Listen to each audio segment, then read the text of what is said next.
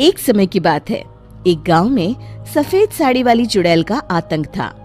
चुड़ैल रात भर गांव में घूमती और गांव का जो भी आदमी उसे दिखाई देता उसे वो घायल कर देती। अरे कोई तो बचाओ, मर गया रे। एक रात हरिया अपने खेत से अपने घर लौट रहा था कि तभी अचानक उसके सामने चुड़ैल आ जाती है। अरे बाप रे, ये चुड़ैल कहाँ से आ गई? आज तो मैं गया काम से।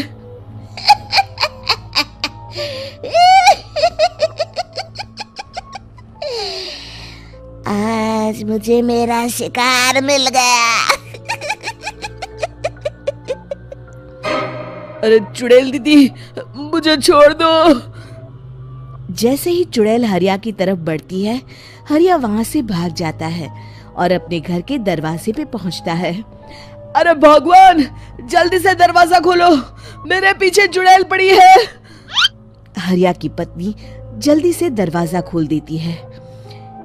अरे आप इतना हाफ क्यों रहे हैं? अरे मेरे पीछे चुड़ैल पड़ी है, आज तो मैं बाल बाल बच गया। जल्दी से सभी दरवाजे और सभी खिड़कियों को बंद करके बत्ती बुझा दो। तभी चुड़ैल हरिया के घर के पास पहुंच जाती है। अरे वो आदमी कहाँ गायब हो गया?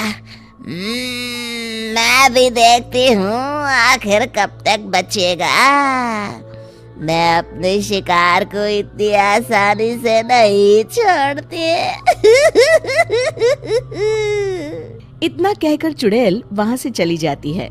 वहीं दूसरी तरफ हरिया और उसकी पत्नी दोनों अपने घर की खिड़की से ये सब देख रहे होते हैं। अरे बाप रे, ये तो बड़ी डरावनी चुड़ैल थी। अगले दिन ये बात आग की तरह पूरे गांव में फैल जाती है और धीरे धीरे लोग चुड़ैल के डर के मारे शाम होते ही अपने घरों से बाहर निकलना बंद कर देते हैं। कुछ दिनों के बाद भाई, मैंने तो इस चुड़ैल के डर के मारे रात को अपने खेतों को पानी देना बंद कर दिया है। कहीं मेरी फसल सूख गई तो मैं तो कहीं का नहीं रहूंगा। साहूकार का कर्जा कैसे चुकाऊंगा? अरे भाई, पूरे गांव वालों का यही हाल है। पता नहीं ये चुड़ैल हमारे गांव में कहां से आ गई। फिर एक दिन गांव के पास वाली नदी के किनारे एक बहुत बड़े तांत्रिक के आने की बात कुछ गांव वालों को पता चलती है। वो लोग जाके ये बात गांव के मुखिया को बताते हैं। मुखिया जी, नदी के किनारे एक बहुत ही पहुंचे हुए तांत्रिक बाबा आए हैं। हमें उनसे मदद मांगनी चाहिए। मैंने सुना है वो बड़े बड़े भूतों और चुड़ैलों को अपने वश में कर लेते हैं। मुखिया जी सभी गांव वालों को लेकर उस तांत्रिक के पास पहुंच जाते हैं। ओम फट स्वाहा, ओम फट स्वाहा। तभी तांत्रिक अपनी बंद आंखों को खोलकर कहता है, क्या बात है? तुम सब लोग यहाँ क्यों आए हो? मुखिया जी उस तांत्रिक को सारी बात बता देते हैं। अच्छा, तो ये बात है। और तांत्रिक अपनी आंखों को बंद कर लेता है। मैं देख रहा हूँ तुम्हारे पूर्वजों ने बहुत पाप किए थे, जिससे ये गांव अब श्रापित हो चुका है। उसी के फल स्वरूप तुम्हारे गांव में चुड़ैल आई है। ये चुड़ैल बहुत खतरनाक है, ये किसी को नहीं छोड़ेगी। हे भगवान, मर गए रे, अब क्या होगा? तभी गांव के मुखिया जी कहते हैं, बाबा, इस चुड़ैल से हम सबको बचा लीजिए। कोई तो उपाय होगा। इसका सिर्फ एक ही उपाय है। सभी गांव वालों को बारी बारी हर दिन अपनी आधी फसल उस पहाड़ी के ऊपर बनी काली गुफा में छोड़ के आनी होगी। तभी उस चुड़ैल की भूख मिटेगी और श्राप का प्रभाव खत्म हो जाएगा और तुम सब जिंदा बच जाओगे। सभी गांव वाले उस तांत्रिक की बात को मान लेते हैं और वहां से चले जाते हैं। फिर अगले दिन से रोज उस गांव के लोग बारी बारी से अपनी आधी फसल उस काली गुफा के पास जाकर रखाते।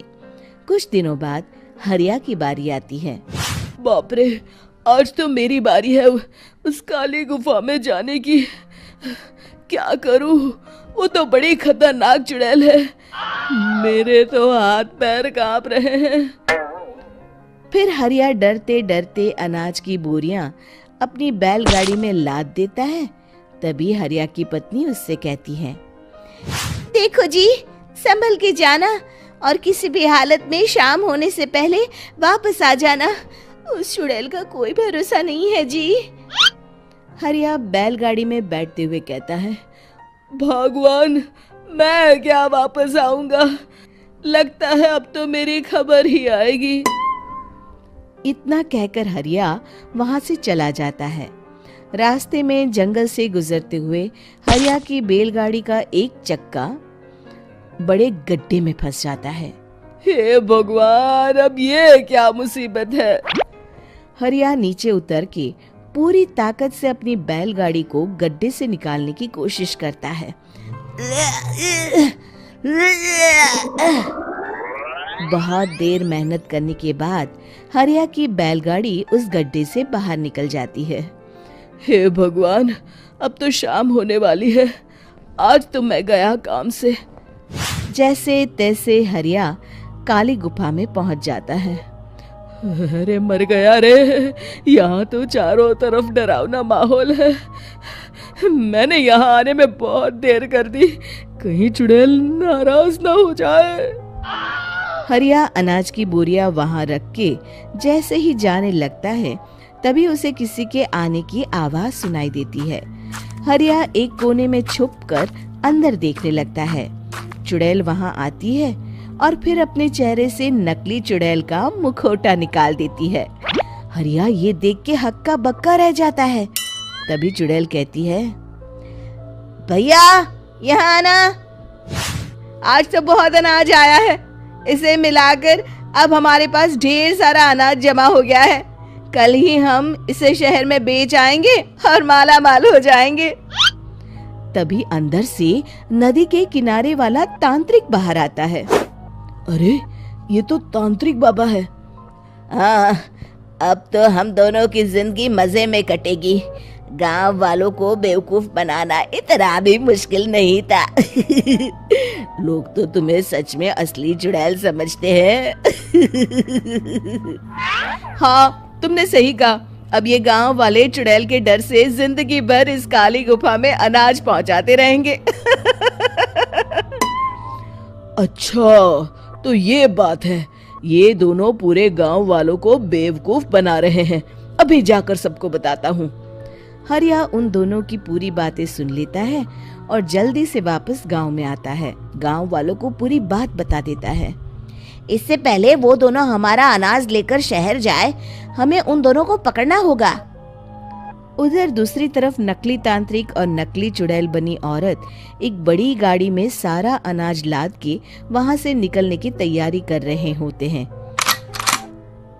जल्दी करो, इससे पहले हमें कोई देख ले। हमें यहाँ से निकलना होगा।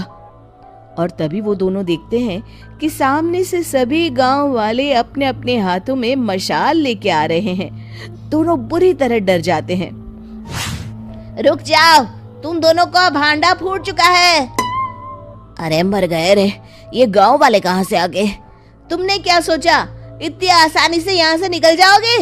ये अनाज हमने अपने खून पसीने से दिन रात खेतों में मेहनत करके उगाया है। दोनों मुखिया जी के पैरों में गिर जाते हैं। हमें माफ कर दीजिए, हम दोनों एक नंबर के कामचोर हैं। बिना मेहनत किए पैसे कमाना चाहते थे। हाँ हाँ, अब हम आगे से मेहनत मजदूरी करके पैसे कमाएंगे। हमें कुछ मत करना, हमें छोड़ दीजिए। इतना कह के दोनों गांव छोड़ के भाग जाते हैं और सभी गांव वाले फिर से खुशी खुशी रहने लगते हैं। शिक्षा, तभी तो कहते हैं कि किसी भी समस्या का समाधान केवल सूझबूझ से ही करना चाहिए और कभी हिम्मत नहीं हारनी चाहिए। दोस्तों, हमें उम्मीद है कि आपको हमारी ये कहानी पसंद आई होगी। कृपया हमारे चैनल को सब्सक्राइब करें और सभी अपडेट्स के लिए बेल आइकन जरूर दबाएं। और हाँ, वीडियो लाइक और शेयर करना मत भूलिएगा। Bye bye.